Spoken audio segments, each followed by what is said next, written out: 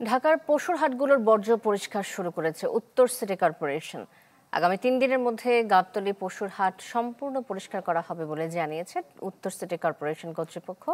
ঢাকার সবচেয়ে বড় এই পশুর হাট পরিষ্কারের কাজে নিয়োজিত রয়েছেন প্রায় ৫০০ শ্রমিক।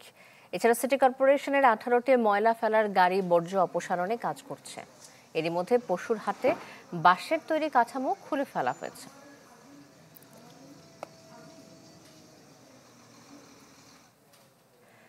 আরও জানাতে রাজধানীর গাবতলী থেকে সরাসরি যুক্ত হচ্ছেন আমাদের সাথে মাহবুবুর রহমান। মাহবুব, আগের ঘন্টায় জানাচ্ছিলেন পরিষ্কার প্রক্রিয়ার খবর, এখন কি আপডেট রয়েছে এ সম্পর্কিত জানাবেন।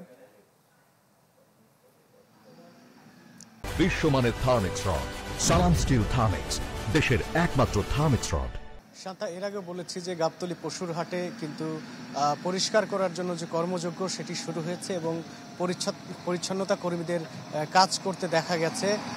পরিচ্ছন্নতা কর্মীরা আমাদেরকে যেটি বলেছে, তারা আগামী ৩ দিনের মধ্যে এই গাবতলী পশুর হাট এটি পরিষ্কার পরিচ্ছন্ন করে ফেলবেন এবং হাট প্রস্তুতের সময় যে সকল প্রস্তুতি নেওয়া হয়েছিল, যেরকম বাঁশের কাঠামো তৈরি করা এবং হাটে যে বালি ফেলে যেন কাদা পানির সৃষ্টি না হয় সেই ব্যবস্থা করা, সেগুলো কিন্তু আবারও সেই বাঁশের কাঠামোগুলো ভেঙে ফেলা হচ্ছে এবং নিয়ে যাওয়া হচ্ছে।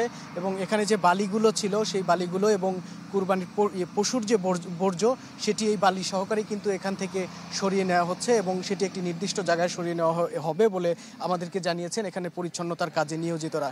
এবার এই গাবতলী পশুর হাট পরিষ্কারের জন্য সিটি কর্পোরেশনের 15টি গাড়ি কিন্তু ব্যবহার করা হচ্ছে এবং এছাড়া ময়লা গাড়িতে তোলার জন্য 3টি হুইল লোডার রয়েছে। হুইল লোডারগুলো দিয়ে ময়লা গাড়িতে তোলা হচ্ছে এবং সেই গাড়িতে করে কিন্তু ময়লাগুলো আবার কাঙ্ক্ষিত জায়গায় নিয়ে যাওয়া হচ্ছে। অর্থাৎ এই সিটি কর্পোরেশনের কর্মীদের মধ্যে কাজের চাঞ্চল্য দেখা গেছে এবং তারা যেটি বলছে যে আগামী 3 দিনের মধ্যে তারা এই গাবতলী পশুর হাট আবার আগের মতো পরিষ্কার পরিচ্ছন্ন করতে পারবে। এবং যেহেতু এটি ঢাকার প্রবেশ মুখে, এখান থেকে যদি দুর্গন্ধ ছড়ায় এবং পরিবেশ যদি নোংরা হয়ে যায় তাহলে বাসের যাত্রী এবং পথচারীদের কিন্তু দুর্ভোগ পোহাতে হবে, যার জন্য তাদের মধ্যে এই গাবতলী পশুর হাট পরিষ্কার করার জন্য সিটি কর্পোরেশন কর্তৃপক্ষের পক্ষ থেকে তাড়া রয়েছে বলেও তারা জানিয়েছেন।